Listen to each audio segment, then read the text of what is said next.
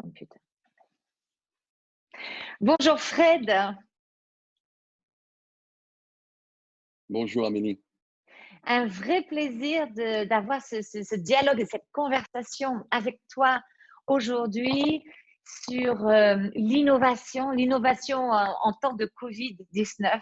Alors, est-ce que l'innovation est sous menace? Est-ce qu'on peut encore parler d'innovation? Ce Covid-19, c'est un peu comme enfin, c'est plus qu'un peu, c'est vraiment, une amie indienne me disait, tu vois, Amélie, c'est comme appuyer sur ce bouton reset, réinitialisation. On a l'impression que tout a été pouf, aplati, explosé, et que quelque part, on a cette opportunité incroyable de recommencer, de planter la graine de l'arbre qu'on a envie de voir pousser. Et on voit beaucoup d'initiatives sur le net, sur les médias sociaux, d'institutions, d'entreprises et même d'organisations à but non lucratif qui proposent aux citoyens, à leurs employés, de donner des idées, de suggérer, de rêver à un monde différent. Donc ça, c'est la partie un petit peu assez incroyable de ce processus de réinitialisation auquel on a envie de croire. Et puis d'un autre côté, il y a énormément de douleurs, de pertes, de désespoir. Hein. J'entends beaucoup de désespoir ces jours-ci. Et voilà, moi, depuis mon rôle d'experte en gestion de crise et en résilience, c'est toi, Fred Mouawad, qui est un entrepreneur en série, un des entrepreneurs que j'admire le plus parce que je suis fascinée par la quantité d'entreprises et le leadership que tu amènes et cette approche, cette vision du monde et de l'innovation que tu as et que je lis très régulièrement. Tu as été aussi, tu es un diamantaire d'élite. Hein, c'était grâce à toi, la couronne de Miss Univers a été aussi belle et voilà, aussi fabuleuse, aussi brillante, aussi. C'est incroyable cette couronne. Et puis, tu es le fondateur du groupe Synergia One. Alors, Fred, pour moi, c'était forcément une évidence qu'un entrepreneur en série comme toi, d'ailleurs, combien d'entreprises tu as créées dans ta vie?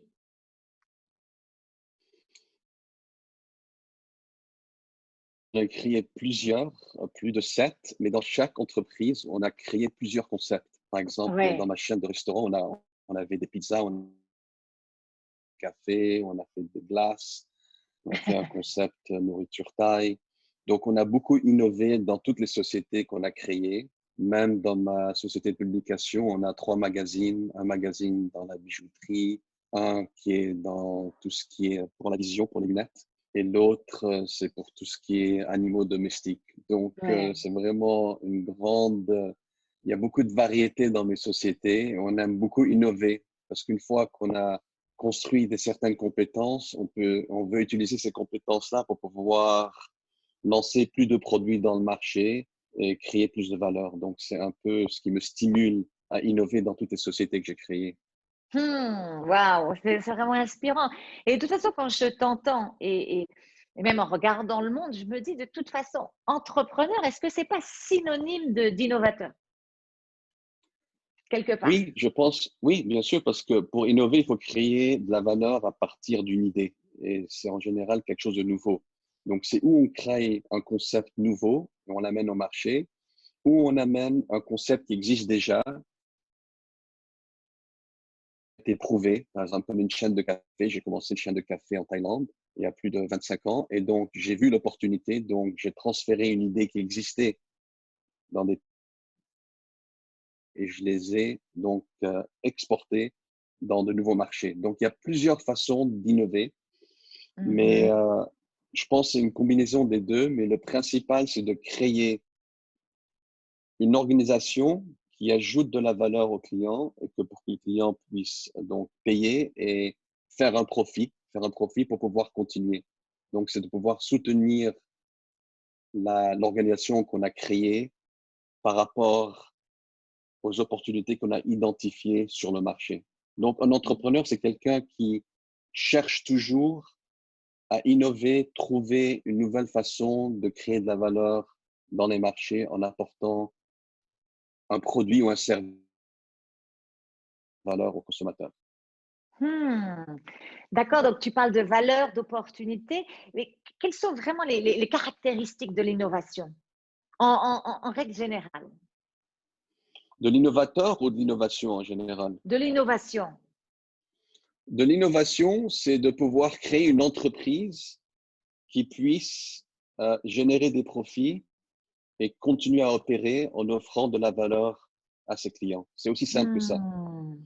Et on peut le faire à travers toute la chaîne. Par exemple, quelquefois, quand on parle d'innovation, on peut innover dans la fabrication, on peut innover dans une usine. Par exemple, Ouais. dans notre métier, on utilise beaucoup de, d'ordinateurs et de 3D, des modèles 3D pour pouvoir faire des plans, pour pouvoir tailler un diamant. Donc, il y a d'innovation qui se fait au niveau de la fabrique, mais il y a aussi d'innovation qui se fait au niveau du détail, c'est-à-dire que comment est-ce qu'on livre le produit au client.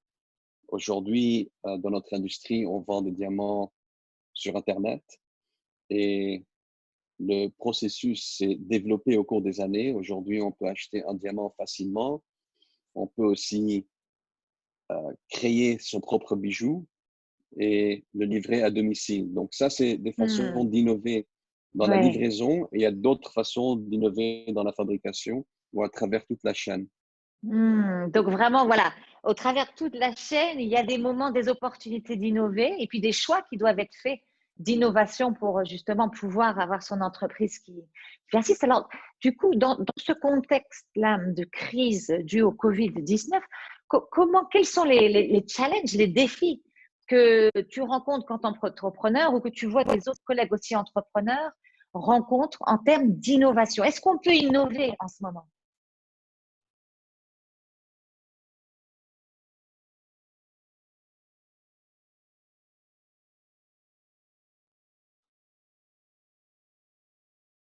Amélie? Oui. Ok, pardon. Oui. La Donc, connexion. Mm. ouais, la connexion. Donc, ça fait depuis maintenant presque un mois et demi que je suis chez moi et je me rends Mhm. compte que je peux pas innover de chez moi et que c'est extrêmement difficile. Il faut être sur place, il faut voir le Mm. problème, Ouais. il faut l'observer, il faut le ressentir, il faut voir les gens, les machines qui produisent le produit si jamais il y a des opportunités. Donc, il faut voir l'interaction sur le terrain pour pouvoir vraiment trouver de bonnes solutions. Donc, je me suis rendu compte que chez moi, là, je suis beaucoup moins créatif. Je suis pas sur place. Je vais Mm. parler aux consommateurs pour voir comment est-ce que les consommateurs sont en train d'utiliser nos produits. Donc, je me rends compte qu'il y a des limitations. Mais en même Mm. temps, la technologie nous permet aussi de changer la façon dont on innove. Et comment est-ce qu'on peut le faire? On peut le faire par, en utilisant la technologie pour pouvoir accéder à beaucoup plus d'experts qui peuvent être dans différentes régions ou même partout dans le monde. Mais pour le faire, effectivement, ce qu'il faut faire, c'est bien définir le problème, donner toute l'information qui soit nécessaire pour que ces experts-là puissent comprendre le problème, donner toutes les données nécessaires. Et une fois qu'on a bien défini et qu'on a donné toute cette information à ces experts-là, on peut leur permettre d'innover à distance. Et je pense que là, il n'y a pas assez Mm. de sociétés qui le font. On compte beaucoup sur nos propres équipes pour résoudre les problèmes qu'on a en interne, Ah, ah. mais on n'accepte pas assez les experts qui sont en dehors de la société pour régler nos problèmes internes. Et je pense que là, il y a vraiment une opportunité pour nous. Hmm. Donc, du coup, j'aime bien comme tu es passé. Ça nous montre qu'effectivement, là, les défis, la première réaction, c'est effectivement, on ne peut plus faire business as usual. On ne peut plus continuer, quelle que soit notre activité, qu'elle soit dans le secteur privé, dans le secteur à but non lucratif ou même au niveau des institutions qui nous gouvernent. On ne peut plus faire comme avant. Mais il y a des opportunités, justement, il faut ouvrir, il faut être curieux, s'interroger un petit peu sur ce qui est possible. Et puis, de toute façon, est-ce qu'il y a vraiment Une autre option, non. Parce que là, si on n'innove pas, si on ne se réinvente pas, bon ben voilà, c'est fini. C'est fini. Ça, Là, c'est j'ai vrai. travaillé cette semaine avec un grand groupe de tourisme. Donc, on travaillait sur Mhm. cet aspect gestion de crise et résilience. Il est clair que pour eux, le tourisme, c'est soit ils le réinventent complètement, et c'est ce qu'ils sont en train de faire. Ils vont pouvoir continuer à donner cette expérience, ce rêve et tout ce qui fait le sens de leur existence, comment ils vont donner leur pourquoi, hein, à leurs clients et d'une façon qui s'adapte au contexte actuel. Ben, merci pour nous avoir donné, Fred, ces indications. Et quand tu parles de, voilà, que ce soit les défis qu'il faut gérer ou les opportunités qu'il va falloir attraper, hein, euh, dans ce contexte pour l'innovation, moi, ce que j'entends derrière, c'est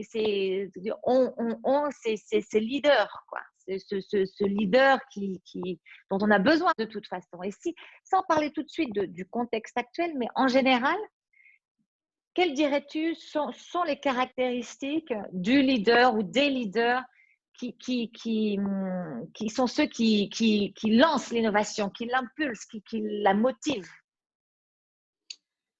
Je pense que les leaders doivent être très proches des clients. Ils doivent vraiment Hmm. comprendre le problème sur le marché, le problème auquel les consommateurs font face. Donc, il faut ou avoir soi-même eu cette expérience et pour pouvoir découvrir les opportunités, ou il faut vraiment écouter, être sur place, voir, Ouais, observer avec ses équipes, même soi-même, pour vraiment voir où est-ce qu'il y a les opportunités. Parce que les opportunités sont souvent là où les problèmes existent.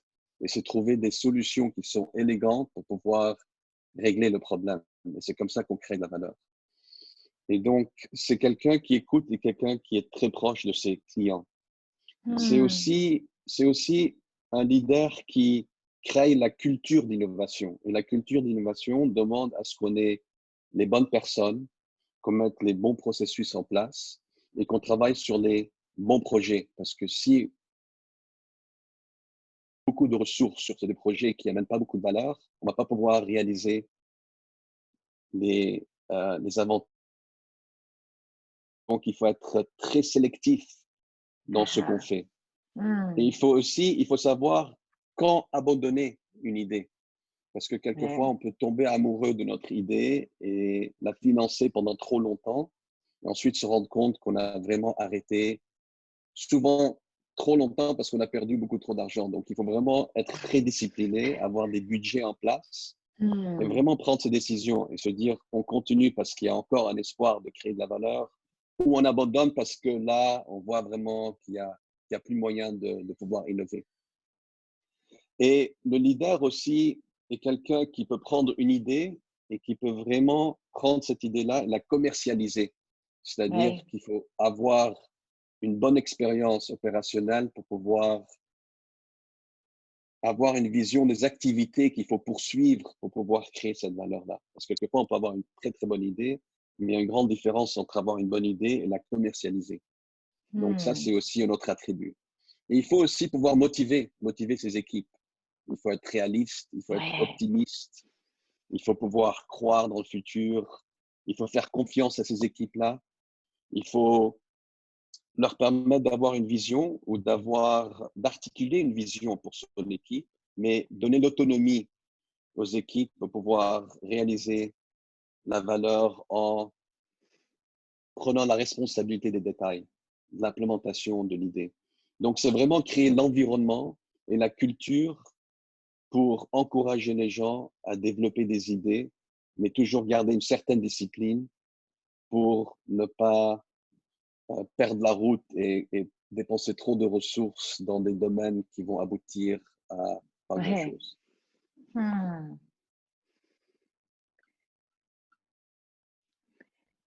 Et donc, dans ce contexte de crise, qu'est-ce que tu vois qui est important pour nos leaders? Et là, j'aimerais partager tu vois, ces dernières semaines, donc depuis le début de la crise, là, je suis basée en Europe. J'ai travaillé donc avec des leaders, des équipes euh, de différentes entreprises, des multinationales, aussi des entreprises, des SME. Et, et ce que j'ai vu, c'est que leur besoin de vraiment euh, développer ce leadership résilient. Et, et je vois face à l'innovation, et après j'aimerais bien entendre ce que tu me dis par rapport à ça, ils sont un petit peu bloqués. Et là, je retrouve d'après ce que tu présentais avant, d'un côté, l'innovation, c'est obligatoire pour eux. Parce que là, s'ils n'innovent pas, c'est fini. Et ils ont aussi, tu parlais de l'optimisme du leader, cette capacité de motiver. Et ils ont envie de. Les équipes, là, sont pouf, raplapla. Les équipes ont reçu un choc. C'était quelque chose de brutal.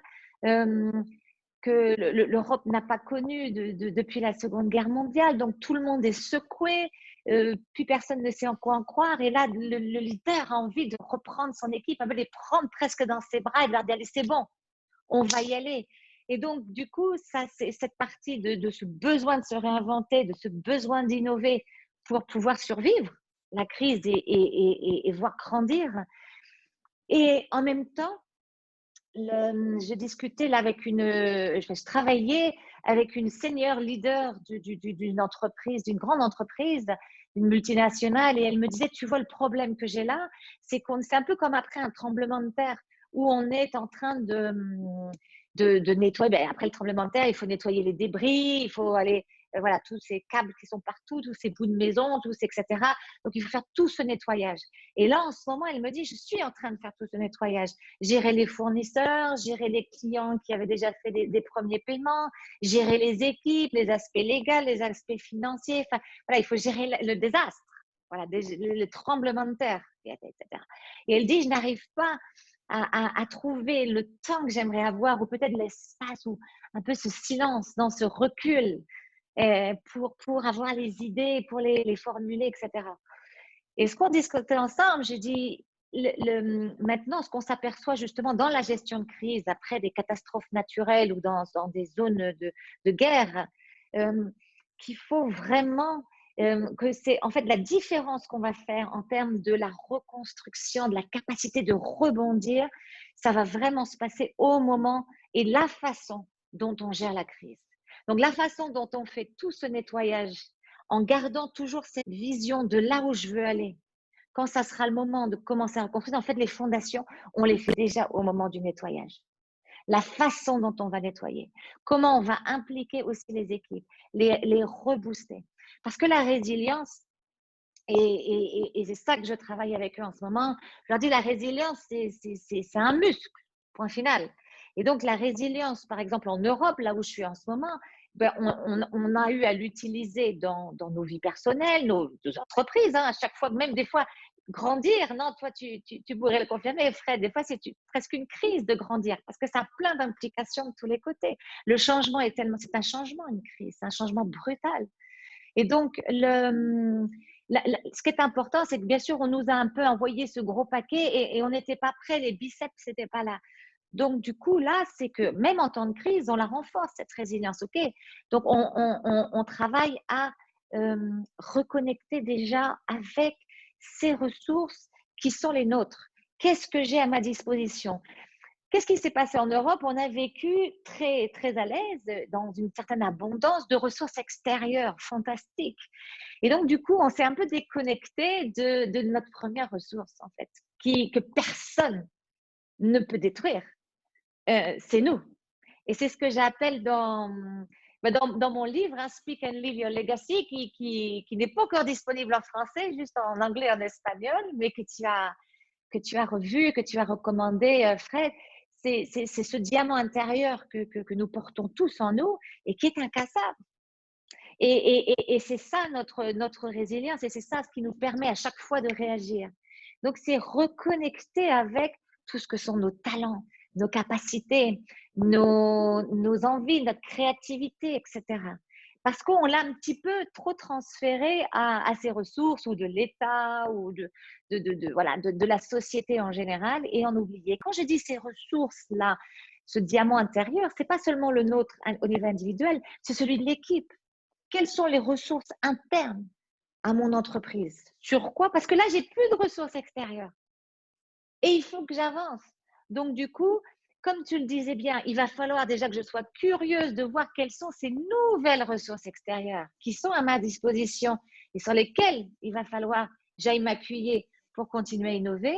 Et en commençant en premier par voir à l'intérieur de chez moi, de refaire un petit peu une analyse de quelles sont les ressources intérieures et internes. Parce que ça, c'est ma résilience, la résilience individuelle, mais la résilience de mon entreprise aussi. Parce que c'est notre être, non, qu'on remet en action. Et un point important que j'aime aussi leur dire, et qui je pense est fondamental pour tous ces entrepreneurs qui ont besoin là aujourd'hui d'avancer, de se réinventer, et on revient à cette ressource, vous savez le faire. Vous le faites tout le temps. Tu l'as dit au début, enfin, je veux dire, entrepreneur et innovateur, réinventeur, ça pourrait être presque synonyme. C'est dans vos gènes de leader d'entreprise, d'entrepreneuriat, etc. Là, le Covid-19, hein, oui, c'est massif, oui, c'est douloureux, oui, c'est inespéré, mais ce n'est qu'une circonstance, ce n'est qu'un changement. Donc, il faut le remettre à sa place. C'est vous qui êtes aux commandes, c'est nous qui sommes aux commandes de nos vies, c'est nous qui sommes aux commandes de nos entreprises, c'est nous qui sommes aux commandes de nos rêves. Et donc, je pense que quand le leader, là, aujourd'hui, il reprend le volant, il montre à son équipe que personne ne nous a enlevé le volant. On l'a laissé à Covid parce que on a été un petit peu, on a été bouleversés, c'est normal. Mais il faut le reprendre là. Et Covid et tout ce qui s'ensuit, dire à ta place. Tu es un contexte. Et ça, je l'ai appris, tu vois, je l'ai appris en Afghanistan, je l'ai appris en Colombie il y a 20 ans quand le conflit était vraiment très étendu. Je regardais tous ces gens, ces entrepreneurs, les gens avec qui je travaillais dans des organisations non gouvernementales, la Croix-Rouge, les gens des communautés, les gens des gouvernements, ils ne sont pas toute la journée en train de parler de la guerre. Donc, bien sûr, on travaille dessus, il y a des mesures de sécurité, on va travailler pour la paix, on va travailler pour un dialogue, on va travailler sur un projet humanitaire, mais on avance. On n'est pas en train de discuter. Alors, on discute du contexte pour prendre nos décisions, pour nous avancer là où on a envie d'avancer. On ne laisse pas la guerre décider de ce qu'on va faire de nos vies, ce qu'on va faire de nos business et ce qu'on va faire de nos pays. Et ça c'est important de retrouver ça. Et tu vois, quand j'ai parlé, Fred, avec tous, enfin, j'ai coaché, j'ai donné des webinars là, tous ces jours-ci, et que j'avais les questions, les réponses, et qu'on a discuté, et que des fois, on a pleuré, je veux dire, la douleur qu'est le contexte en ce moment.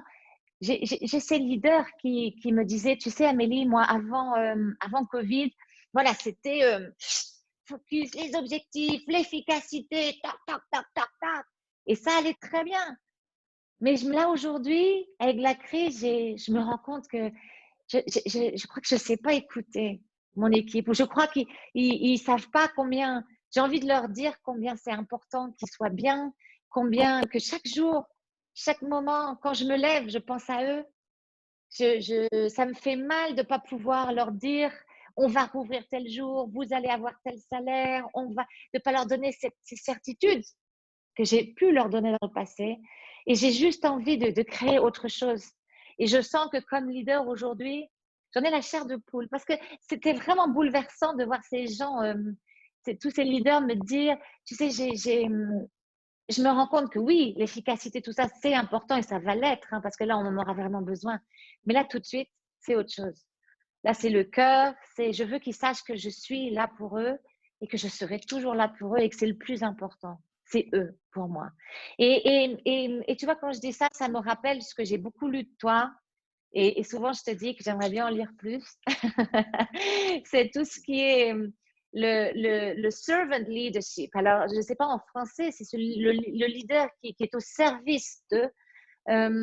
J'aimerais bien que tu me dises un petit peu comment tu vois, toi qui es tellement impliqué dans tout ce qui ce leadership qui sert, hein, les autres. comment tu vois le rôle de ce type de leader et comment on pourrait le développer en chacun de nous?